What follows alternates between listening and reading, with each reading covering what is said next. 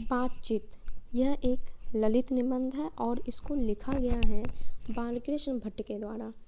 इस निबंध में लेखक ने बातचीत के महत्व के बारे में हमें बताया है। वे कहते हैं कि इसे तो सभी स्वीकार करेंगे कि अनेक प्रकार की शक्तियाँ जो वरदान की भांति ईश्वर ने मनुष्य को दी है, उनमें वाक शक्ति भी एक है। मतलब कि ईश्वर के द्वारा हमें अनेक प्रकार की शक्तियाँ प्रदान की गई है, जैसे कि बोलने की, सुनने की, देखने की, चलने की, फिरने की, समझने की, महसूस करने की। उनमें वाक शक्ति भी एक है।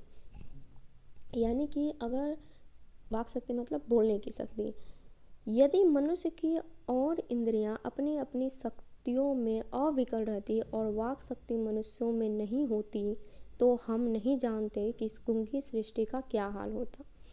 लेखक कहते हैं कि अगर मनुष्य की अन्य इंद्रियां जो भी है वो मनुष्यों के पास होती, यानी कि उन्हें सोचने की क्षमता होती, महसूस करने की क्षमता होती, सब कुछ हर एक चीज़ की क्षमता होती, लेकिन वाक शक्ति नहीं होती, तो लेखक कहते हैं कि हमें भी नहीं पता कि इस गूंगी सृष्टि का क्या हाल होता।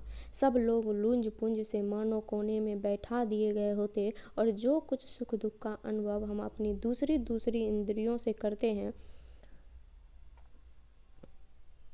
उसे अवाक होने के कारण आपस में एक दूसरे से कुछ ना कह सुन सकते। यानी कि लेखक कहते हैं कि अगर हमें वाक शक्ति ना होती तो हम एक जगह कोने में बैठे होते और जो भी हम सुख दुख का अनुभव अपनी दूसरी इंद्रियों से करते हैं, जैसे कि हमें जाड़ा लगता है तो हम कह कर अपनी बातों को व्यक्त करते हैं कि हमें ठंड लग रही है, गर्मी लगती है तो हम कहते हैं गर्मी लग रही है, या फिर अन्य भी जो कुछ भी सुख दुख होता, हमें कष्ट होता, सुख दुख होता, हम बहुत ज़्यादा खुश होते तो उसे एक दूसरे से नहीं कह सकते कि हम बहुत ज़्यादा खुश हैं, बहुत ज़्यादा दुखी हैं।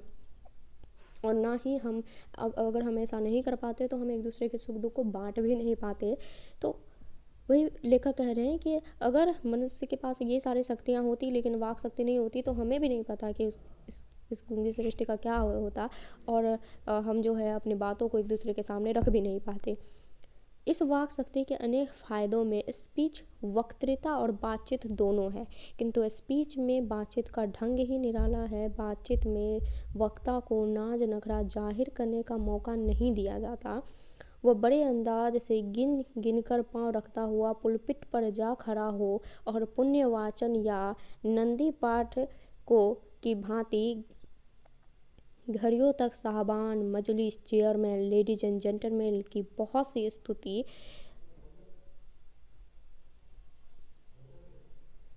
करावे और तब किसी तरह वक्तृता का आरंभ करें। यानी कि हम जो बातचीत करते हैं उनमें नॉर्मली हम अपने घर की बातें, ऑफिस की बातें या फिर जो भी कुछ हमारे आसपास हो रही होती है उनके बारे में हम बातचीत करते हैं। लेकिन स्पीच में कोई एक स्पेशल टॉपिक के बारे में बात किया जाता है और ऐसा नहीं है कि हम बात का सिर्फ आरंभ कर देते हैं, उसमें बड़े ही एक निराले ढंग से उसकी शुरुआत की जाती है कि ladies and gentleman etcetera etcetera etcetera. जबकि बातचीत में हम डायरेक्ट जो है एक दूसरे से बात स्टार्ट कर देते हैं।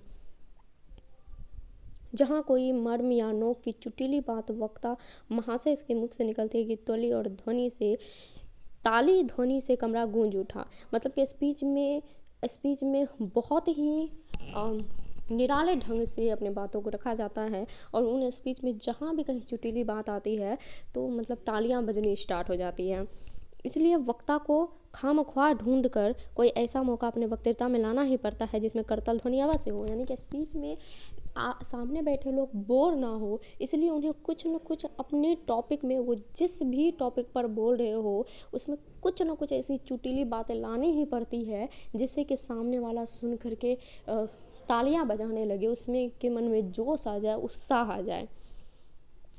वही हमारी साधारण बातचीत का कुछ ऐसा घरेलू ढंग है कि उसमें ना तो करतल ध्वनि का कोई मौका है और ना लोगों के कहे उड़ाने की कोई बात ही रहता है। यानी कि अगर हम जो साधारण बातचीत करते हैं उनमें तो ऐसा नहीं है कि सामने जो बैठा लोग है वो मेरे से बातचीत कर रहा है और बातचीत सुनते तालियां बजाने लगा, ऐसा नहीं होता है।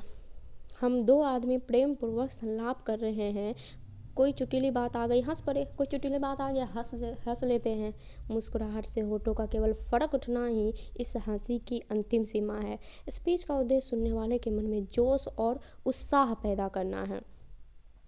मतलब स्पीच अगर हम दे रहे हैं तो इसका मतलब ये है कि सामने वाला जोश में आ जाए, उत्साह आ जाए, उसके मन में उत्साह भर जाए। अगर हम सिर्फ स्पीच दे रहे हैं और सुनने वाले को कोई इंटरेस्ट ही नहीं हो रहा है तो इसका कोई मतलब ही नहीं है। तो स्पीच का मुख्य, स्पीच में कुछ बातें ध्यान में रखनी पड़ती है कि सामने वाले जो है उसमें जोश आ जाए, उत्साह भर दे उसके मन में।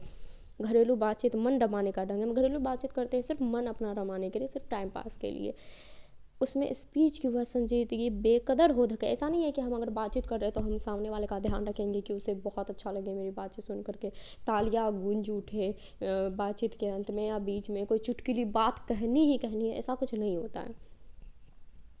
जहाँ आदमी की अपनी ज़िंदगी मज़ेदार बनाने के लिए खाने पीने चलने फिरने आदि की ज़रूरत होती है, वहाँ बातचीत की भी आवश्यकता है। जो कुछ मवाद या धुआं जमा रहता है वो बातचीत के जरिए भाप बनकर उठ पड़ता है। यानी कि हमारे मन में मतलब बहुत तरह के ख्याल उठते रहते हैं एक दूसरे के प्रति।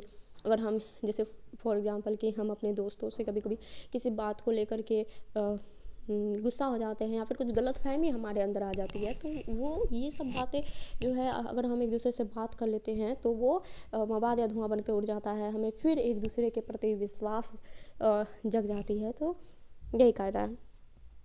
चित्त हल्का और स्वच्छ हो, परम आनंद में मग्न हो जाता है। बातचीत की भी एक खास तरह का मज़ा होता है। जिनको बातचीत करने की लत पड़ जाती है वे कुछ लोग ऐसे भी होते हैं जो कि बातचीत के लिए खाना पीना तक छोड़ देते हैं। उसे तो सिर्फ बातचीत ही करना होता है। अपना बड़ा हर्ज कर देना उन्हें बहुत पसंद आता है, पर वे बातचीत का मज़ा नहीं खोना चाहते हैं। रॉबिन्सन क्रूसो का किस्सा बहुधा लोगों ने पढ़ा होगा, जिसे 16 वर्ष तक मनुष्य मुख देखने को नहीं मिला। कुत्ता बिल्ली आदि जानवरों के बीच में 16 वर्ष के उपरांत उन्होंने फ्राइडे के मुख से एक बात सुनी। यद्यपि उसने अपनी जंगली बोली में कहा था, पर उस समय रॉबिन्सन को ऐसा लगा मानो उसने नए सिरे से फिर से आदमी का चोला पाया हो।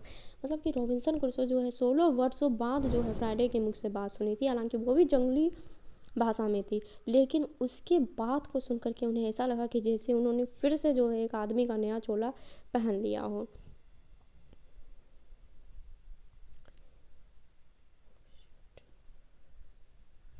इससे सिद्ध होता है कि मनुष्य की वाक शक्ति में कहाँ तक लुभा लेने की ताकत है।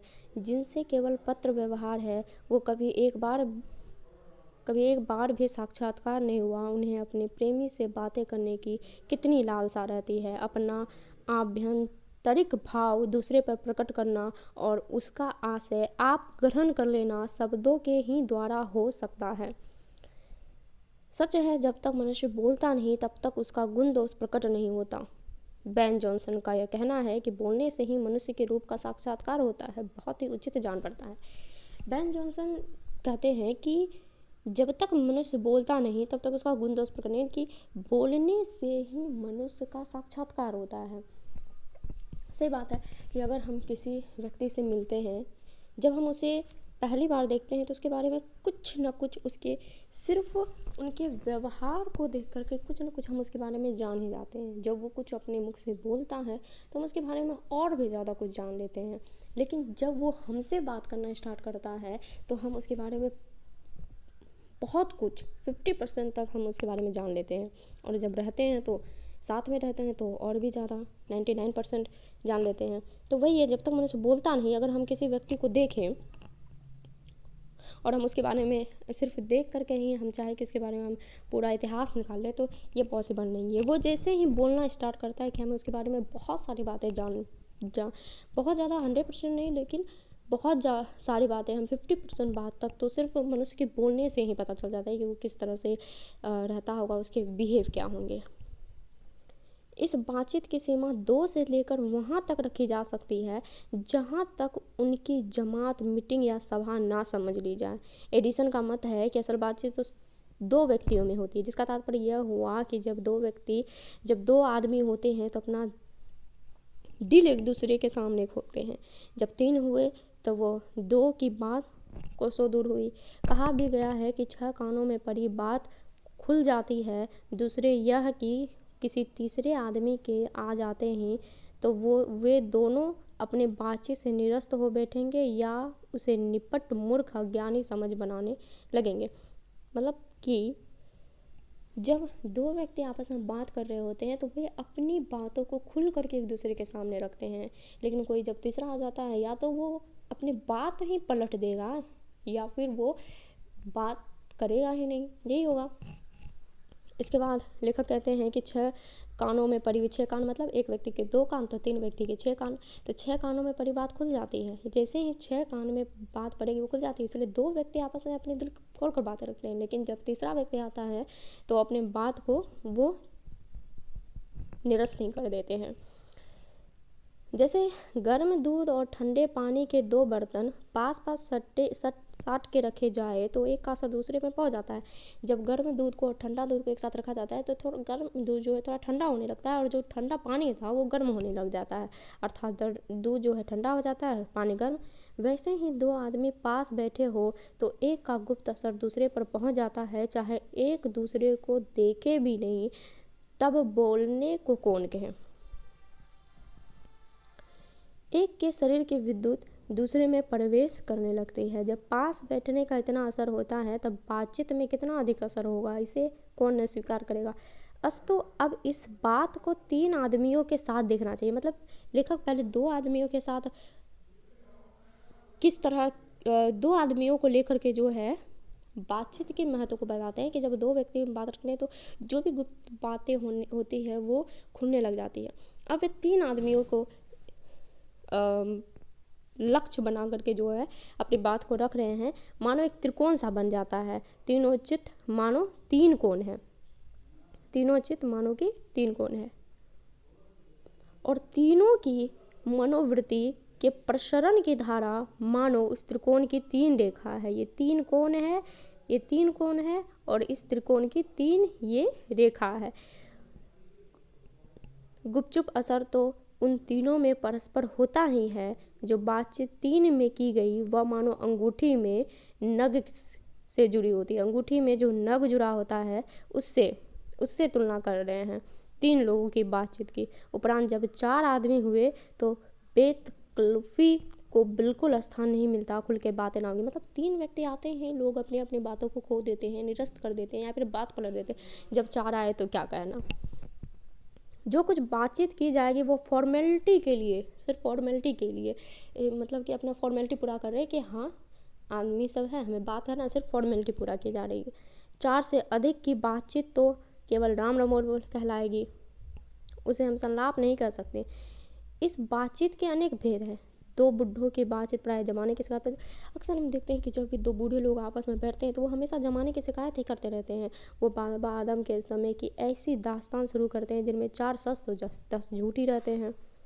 एक बार उनकी बातचीत का घोड़ा छूट जाना चाहिए, पहरों बीत जाने पर भी अंत नहीं होगा। हम अक्सर जो है गाँव में देखते हैं कि बूढ़े लोग आपस में बैठ जाते हैं और मतलब दोपहर या शाम जब स्टार्ट होता है इनकी बातचीत तो एकदम रातों तक चलती रहती है। प्रायः अंग्रेजी राज्य प्रदेश और पुराने समय की रीति नीति का अनुमोदन और इस समय के सब भांति लायक नौजवानों की निंदा उनकी बातचीत का, मतलब वो हमेशा या तो पुराने ज़माने की बात करेंगे, वहाँ के पुराने ज़माने के हमेशा बड़ाई करेंगे और नए ज़माने की बुराई करेंगे और हमेशा नौजवानों की निंदा होगी उनकी बातचीत का मुख्य प्रक्रम।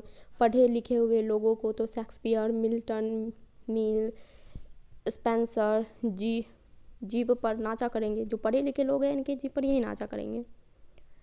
अपनी लियाकत के नशे में चूर हम चुनी दिगरे नौस्त अक्खरपन की चर्चा करेंगे। 2 हम सहेलियों की बातचीत का कुछ जायका ही निराला है। रस का समुद्र मानो उमड़ा चला जाता है। इसका पूरा स्वाद उन्हीं से पूछना चाहिए जिन्हें ऐसों की रस सनी बात सुनने को कभी भाग्य लड़ा हो। जब 2 सहेलियां बैठती है तो उनकी बात सुनकर ऐसा लगता है कि मानो को रस का समुद्र उमड़ा चला जा रहा हो। 2 बुढ़ियों की बातचीत का मुख्य प्रकरण बहू बेटे वाली होती है, यानी कि अपने बहुओं या बेटे को गिला शिकवा होगा। वो हमेशा जो है अपने बहू या बेटी की गिला शिकवा करेंगी, इसकी बुराइयां करेगी, या वे बिरादराने का कोई ऐसा रमल सराज छेड़ बैठेगी कि बात करते करते अंत में खोड़े दांत निकाल लेनी लगेगी।